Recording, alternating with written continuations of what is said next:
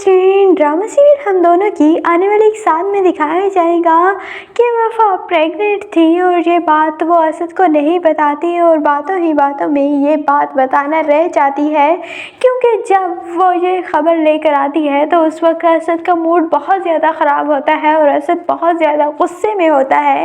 इसीलिए वफ़ा ये बात नहीं बता पाती और बाद में भी फिर असद के वालिदैन घर छोड़कर जाने लगते हैं और ये इश्यूज़ हो जाते हैं, जिस वजह से वफ़ा असद को बता नहीं पाती इतनी बड़ी खुशखबरी के बारे में। लेकिन वो अपनी दोस्त सुंबुल को बता देती है और फिर सुंबुल तो हर बात ही अपने शोहर से शेयर कर देती है। और जब ये बात शहरोज़ को पता चलती है तो शहरोज़ तो इस बात को उल्ट मुल्ट करके असद के सामने पेश करता है और उसे पता चल जाता है कि ये बात वफ़ा ने अभी तक असद को नहीं बताई। तो शहरोज़ असद को ये खबर सुनाता है तो असद को बहुत गुस्सा आता है कि उसकी बीवी ने उसे ये बात क्यों नहीं बताई और वो तीसरे बंदे के मुंह से ये बात सुन रहा है।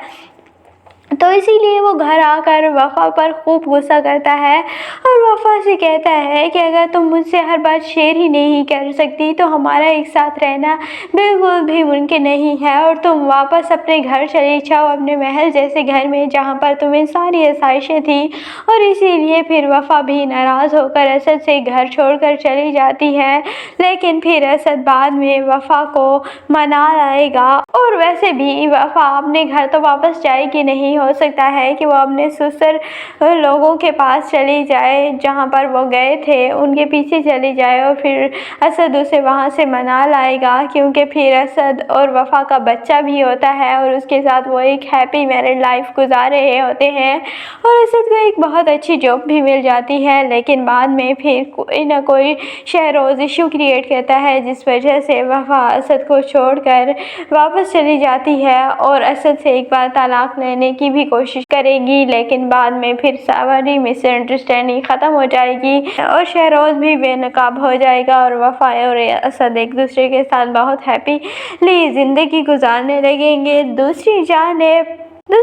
सुंबुल अपने बाप के पास ये खुशखबरी लेकर आती है कि आप नाना बनने वाले हैं। तो उसे लगता है कि शायद सुंबुल की औलाद होने वाली है, तो वो बहुत खुश होता है और कहता है कि मुझे बहुत खुशी है कि तुमने मुझे इतनी बड़ी खुशखबरी सुनाई और मेरा नवासा आने वाला है। तो वो बताती है कि मेरा नहीं बल्कि वफ़ा का बच्चा होने वाला है। तो इस पर तो इजाज़ दौरानी बहुत गुस्सा करेंगे और कहेंगे कि मेरा उससे कोई ताल्लुक़ नहीं और उसका बच्चा हो ना हो मुझे उसके मामला से दूर ही रखा करो और मेरे उससे सारे ताल्लुकात ख़त्म हो चुके हैं। लेकिन सुंबुल कहेगी कि आप जितना भी मुंह से कह लें, लेकिन वो आपकी बेटी थी, आपको याद तो आती होगी और आप उसे कैसे भूल सकते हैं, वो आपकी इकलौती बेटी है और आप उसे माफ़ कर दें, उसकी इतनी बड़ी गलती भी नहीं थी। लेकिन इजाज़ दौरानी की अना पर चोट लगी है तो वो कैसे माफ़ कर सकता है और बहुत ही देर बाद इजाज़ दौरानी माफ़ कर देगा अपनी बेटी को और वापस जब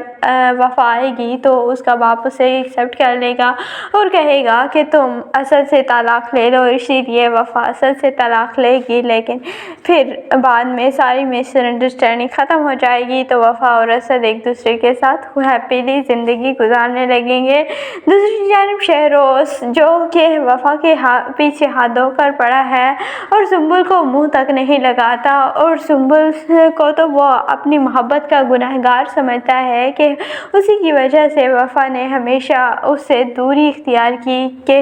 सुंबुल उसे प्यार करती है और इसी वजह से वह सुंबुल से नफ़रत करता है। लेकिन हो सकता है कि एंड पर शहरोज़ को सुंबुल से प्यार हो जाए और सुंबुल की कदर करने लगे, लेकिन ऐसा लग बहुत मुश्किल रहा है और फिर एंड पर शहरोज़ अकेला ही रह जाएगा और सुंबुल अपने बाप के पास वापस आ जाएगी। तो आपको इस बारे में क्या लगता है, कमेंट सेक्शन में अपनी कीमती राय का ज़रूर इज़हार कीजिएगा और अगर वीडियो अच्छी लगे तो वीडियो को लाइक और चैनल को सब्सक्राइब करना बिल्कुल भी मत भूलिएगा।